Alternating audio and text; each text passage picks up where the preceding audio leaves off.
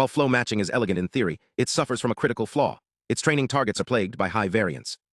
This isn't just a minor inefficiency. It destabilizes optimization, slows convergence, and limits the scalability of modern generative models. In this video, we dive deep into the root cause of this instability, reveal a hidden two-regime structure in the generative process, and introduce stable velocity, a unified framework that improves both training and sampling without any model fine-tuning. Let's start with the basics. Flow matching transforms data from a complex distribution into a simple prior, like a standard Gaussian, through a continuous time process. The key idea is to learn a velocity field that guides this transformation. Conditional flow matching, or CFM, trains a neural network to predict the conditional velocity, how a sample would move at time t given its original clean version. This seems straightforward, but here's the catch. The conditional velocity is only a single sample estimate of the true marginal velocity, the average velocity across all possible data points that could have led to the current noisy state. When the marginal distribution is still close to the prior, that is, at early time steps, this estimate becomes highly variable. Why? Because the posterior distribution over possible original samples spreads out, making the velocity field fluctuate wildly from one sample to the next. This is where our variance analysis reveals a crucial insight. The generative process naturally splits into two distinct regimes.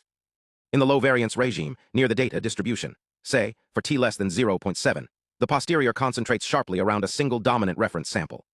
The conditional velocity closely matches the true marginal velocity. The dynamics are stable, predictable, and well-behaved.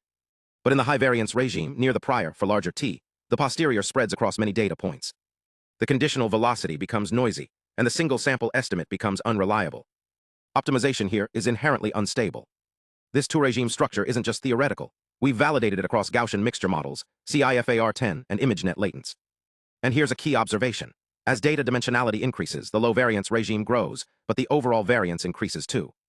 This suggests that high-dimensional models are more sensitive to this instability. So how do we fix it?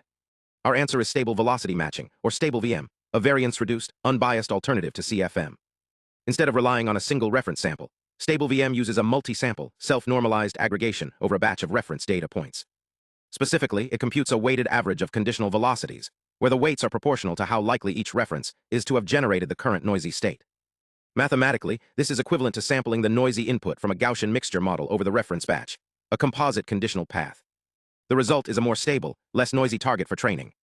And crucially, this method is unbiased. Its global minimizer is still the true marginal velocity field.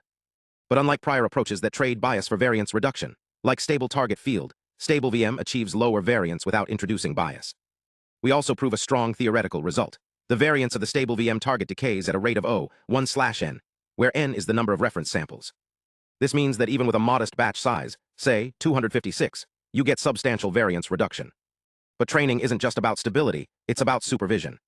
And here, where Variance-Aware Representation Alignment, or VA-REPA, comes in.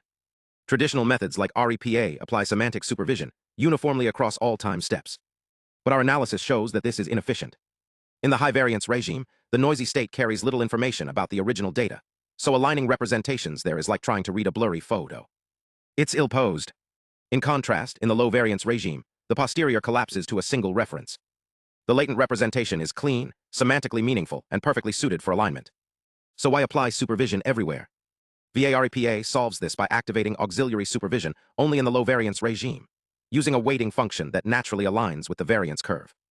We tested several strategies, hard thresholds, sigmoidal transitions, and SNR-based weights, and found that soft, adaptive weighting consistently outperforms hard cutoffs. This leads to faster convergence, better stability, and more efficient use of training compute, all without modifying the underlying model. Now, what about inference? Here's where things get even more exciting.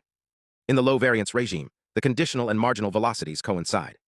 That means the sampling trajectory becomes effectively deterministic.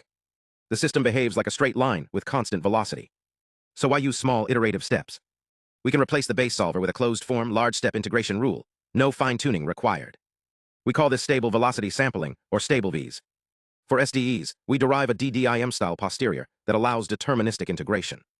For ODEs, we get an exact analytical solution. In the special case of linear interpolation, the standard setup in most models, this simplifies to x equals xt plus tau t times vt xt. That's Euler integration with arbitrary step size. You can go from 30 steps to 9 steps and still get near-identical outputs. And the results speak for themselves. On ImageNet 256 times 256, StableVM plus VA-REPA consistently outperforms state-of-the-art methods like REPA, REG, and IREPA, with lower FID, higher IS, and faster training, all while keeping the autoencoder fixed. But the real breakthrough is in inference. On SD3.5, Flux, Qwen-Image Wan2.2, all large pre-trained models, StableVS achieves more than 2 times faster sampling in the low-variance regime. And crucially, there's no perceptible drop in sample quality. We evaluated on Gen-Eval and T2V-Comp bench, benchmarks that measure both perceptual fidelity and compositional accuracy. StableVS matches or exceeds 30-step baselines, even with only 9 steps in the low-variance regime. Why does this work? Because in this regime, the sampling path is deterministic. Changing the numerical integrator doesn't change the final sample, it just changes the path. So you can take big steps safely. This insight isn't just about speed, it's about principled design. By explicitly modeling the variance structure along the generative trajectory, we've unified training stability, efficient supervision, and fast inference under one framework. And the implications go beyond this paper. The two-regime perspective, low variance and high variance, should inform how we design future diffusion and flow models. Whether it's training objectives, regularization, or sampling schemes, understanding where the signal is strong and where it's noisy is key. In conclusion, stable velocity isn't just an incremental improvement. It's a shift in how we think about generative modeling, not as a uniform process, but as a dynamic journey through regimes of varying reliability.